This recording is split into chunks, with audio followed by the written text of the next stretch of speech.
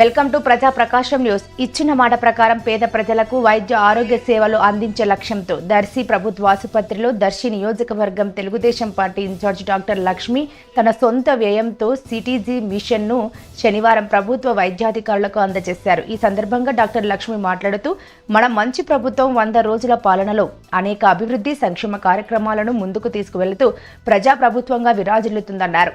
ముఖ్యమంత్రి వర్యులు నారా చంద్రబాబు నాయుడు, ఉప ముఖ్యమంత్రి వర్యులు పవన్ కళ్యాణ్, వైద్య ఆరోగ్య శాఖ మార్చులు సత్యకుమార్ యాదవ్, అలానే ఇతర మంత్రులు అందరూ ప్రజల కోసం పనిచేస్తూ ప్రజల అవసరాలు తీర్చే లక్ష్యంతో పాలన సాగిస్తున్నారని, వారి స్ఫూర్తితో మనం కూడా విద్య, వైద్యం, ఆరోగ్యం, మౌలిక వసతుల కల్పన కోసం దర్శి ప్రాంతంలో అనేక కార్యక్రమాలను ముందుకు తీసుకువెళ్తున్నామని అన్నారు. నేను గతంలో ఒక డాక్టర్గా దర్శి ప్రభుత్వ ఆసుపత్రిలో మెరుగైన వైద్య సేవలు పేదలకు అందేందుకు కృషి చేయాలన్న సంకల్పంతో ఆసుపత్రిని పరిశీలించానని, ఎన్నికల సమయంలో ఇచ్చిన మాట నిలబెట్టుకునే విషయంలో భాగంగా ప్రభుత్వ నిధులు ఆలస్యం అవుతాయని, అత్యవసరంగా గర్భిణీ స్త్రీలకు సుఖప్రసవం కోసం ఉపయోగపడే సిటీజీ యంత్రాన్ని తాను బహుకరిస్తున్నట్లు డాక్టర్ లక్ష్మి ప్రకటించారు.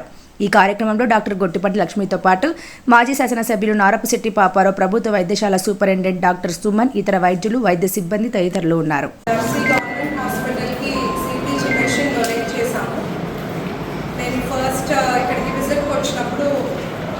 డాక్టర్స్తో డిస్కస్ చేసాం. హాస్పిటల్ డెవలప్మెంట్ కానీ ఏదైనా హెల్ప్ ఉన్నా పర్సనల్లీ కానీ ఆర్ త్రూ గవర్నమెంట్ ఏదైనా హెల్ప్ చేస్తామని అప్పుడు వాళ్ళు కొన్ని లిస్ట్ ఇవ్వడం జరిగింది. అందులో ఫస్ట్ నా దృష్టికి వచ్చింది సిటీజీ మెషిన్. బికాస్ నేను ఒక గైనకాలజిస్ట్ని, నాకు ఆ మెషిన్ యొక్క ఇంపార్టెన్స్ అండ్ దాని నీడ్ తెలుసు.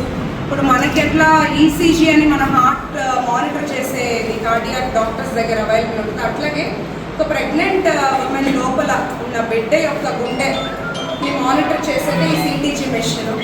దీని యొక్క మెయిన్ యూజ్ ఏంటంటే, కాన్పు టైంలో విడిగా కాన్పు నొప్పులు లేనప్పుడు పర్వాలేదు, బట్ కాన్పు నొప్పులు స్టార్ట్ అయ్యాక బేబీని ఎప్పటికప్పుడు మేము మానిటర్ చేసుకుంటూ ఉంటాం స్టెథోస్కోప్తో మానిటర్ చేసుకున్నా కూడా మేము ఎవ్రీ 1 అవర్ చెక్ చేస్తూ ఉండాలి. బట్ యాజ్ అ గైనకాలజిస్ట్ మాకు ఓన్లీ ఒక డెలివరీ కేసు ఉంటుంది, మల్టిపుల్ డెలివరీ కేసెస్ ఉంటాయి, ఓపీ ఉంటుంది, వార్డ్ రౌండ్స్ ఉంటుంది, సర్జరీ కేసెస్ ఉంటాయి. ఎల్లప్పుడూ డాక్టర్ పక్కన ఉండటం పేషెంట్కి కొద్దిగా కష్టమైన సిచ్యువేషన్. అదే ఈ మెషిన్ ఉంటే త్రూ అవుట్గా ఇలా ఒక గ్రాఫ్ వస్తూ ఉంటుంది, బిడ్డ లోపల ఎంత యాక్టివ్గా ఉంది. బిడ్డ హార్ట్ రేట్ నార్మల్గా 110 to 160. So heart rate down అయినా అందులో రికార్డ్ వస్తుంది, హార్ట్ రేట్ పెరిగినా అందులో రికార్డ్ వస్తుంది. ఊనీరు తగ్గిన కేసెస్లో కానీ ఎంతవరకు మనం నార్మల్ ట్రై చేయొచ్చు అనేది ఆ మెషిన్ చాలా మనకు హెల్ప్ఫుల్గా ఉంటుంది. ఈ మెషిన్ వల్ల అన్నెసెసరీగా సర్జరీస్ అవాయిడ్ చేయొచ్చు. ఒకవేళ ఇవాళంతా పేషెంట్కి నొప్పులు రాలేదు, టైం అయిపోతుంది అని అనవసరమైన సిజేరియన్ అవాయిడ్ చేసుకోవచ్చు. ఇది కనుక మానిటర్ చేసుకుంటూ బేబీ హెల్తీగా యాక్టివ్ ఉంటే ఇంకొక 1 day కూడా మనం వెయిట్ చేయొచ్చు.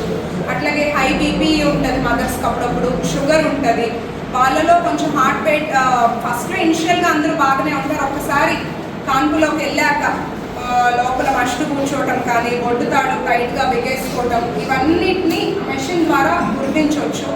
అన్నెసరీ సిజేరియన్స్ అవాయిడ్ చేయొచ్చు. అట్లాగే మనం అనవసరమైన కాంప్లికేషన్స్, బేబీ ఒక్కొక్కసారి పుట్టిన వెంటనే ఏడవకపోవటం లేదా వెంటిలేటర్, ఇట్లాంటి అనవసరమైన కాంప్లికేషన్స్ని కూడా అవాయిడ్ చేయవచ్చు. ఈ మెషిన్ యొక్క నీడ్ నాకు తెలుసు, బికాజ్ నేను ఒక ప్రాక్టీస్ చేసుకునే డాక్టర్ని.